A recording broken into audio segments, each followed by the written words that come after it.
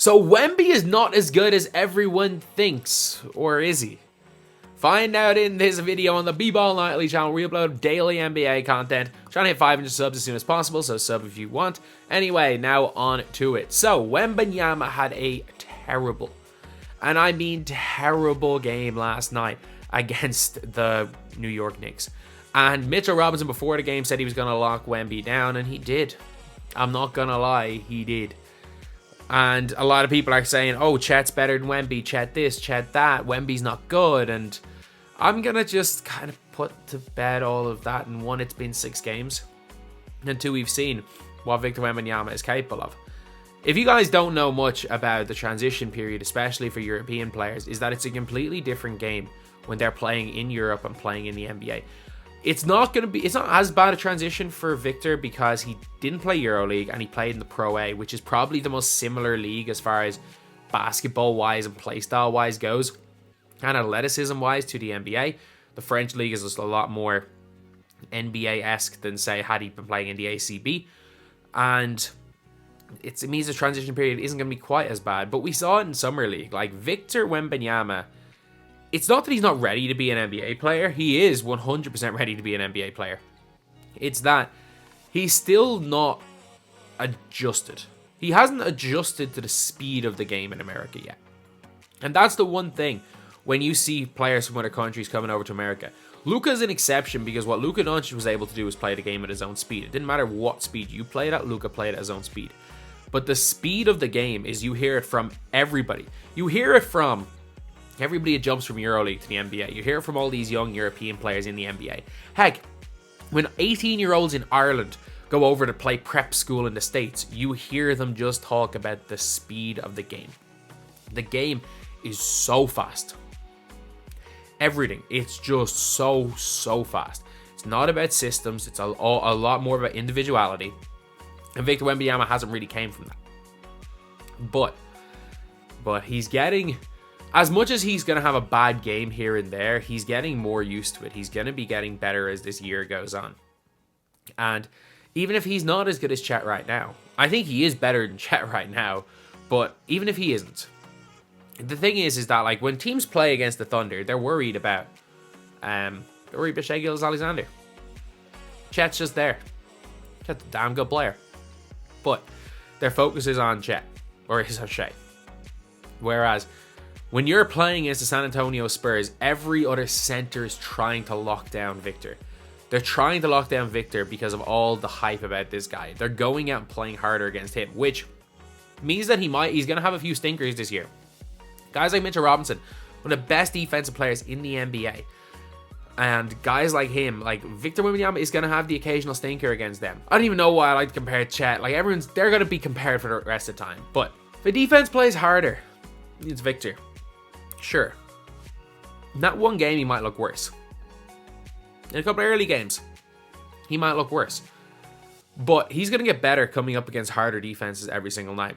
And I haven't seen guys go out to try lock down somebody like they're doing with Victor since like Lonzo Ball. Do you guys remember when Lonzo Ball first came to the NBA and everyone just wanted to shut up LeVar Ball so they played the best defense they possibly could? I remember Pat Bev's in Lonzo's first NBA game, and I'm like, this is like bordering on bullying right now. But it made Lonzo better. And I'm not going to lie, I think Lonzo was an all-star level player if it wasn't for the injuries. I think he was there or thereabouts being an all-star in 2022, and I think he probably would have been an all-star in one of the last 2 years had it not been for the injuries. But it's going to help. This stuff is going to help Victor Wembanyama. Like, it's not about who is the best in their rookie season. Because if we were judging all of the NBA players in the one and done era, because like, look, Tim Duncan was like ready as a rookie because he played 4 years in college. Jordan played 3 years in college. Like, a lot of these guys played 3-4 years in college when they were rookies. Like, these guys came in like ready. But in the one and done / high school era, guys, of all those guys, the best rookie we've ever seen was probably Ben Simmons. And I'm not even joking on that. And when I say that, I mean, like, look, Ben Simmons is probably the most NBA ready ever. And you might be saying, oh, but like Ben Simmons took a year out. Cool, but like Some of the other guys played 3 years in college. And if you don't want to say him, cool, Tyreek Evans. Tyreek Evans is one of the best rookies we have ever seen. Doesn't matter though. Michael Carter-Williams balled out as a rookie. It doesn't matter. Like, the rookie of the year does not really matter. Like, Malcolm Brogdon won it over Joel Embiid. Giannis Antetokounmpo's rookie of the year was won by Michael Carter-Williams. Andrew Wiggins won rookie of the year. Oh, no, Embiid didn't play that year. Andrew Wiggins won a rookie of the year. Like, it really doesn't. I don't know why I'm joking about that. Wiggins has been an all-star since, but still, it doesn't really matter. It's all about who's going to have the better career. And I think Victor Wembanyama is just better. But can we just calm down on him? He's not going to be a consistent player from the get-go.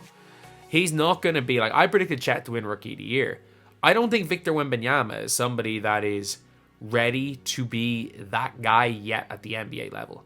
But playing for the San Antonio Spurs, he doesn't necessarily have to be that guy. He's going to be taught to play the right way. He's going to be playing under Pop.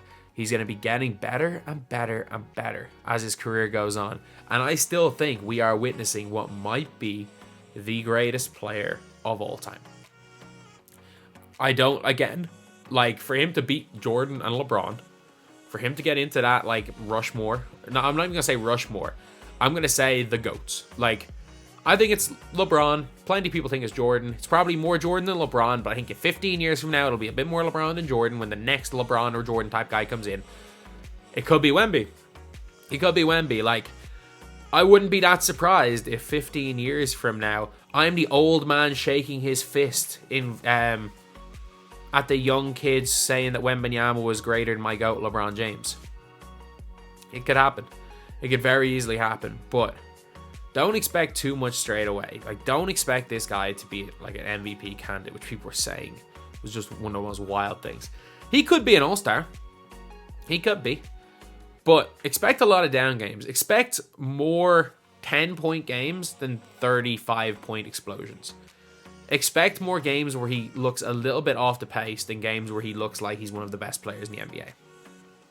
But on a positive note, Wembanyama is, as far as attitude goes, we haven't seen a guy of his skill set have his attitude and his height. He's going to be one of the best. I'm telling you right now. Is he going to be one of the best right now? Maybe not. He is, within 3 years, going to be one of the 6 or 7 best players in the world.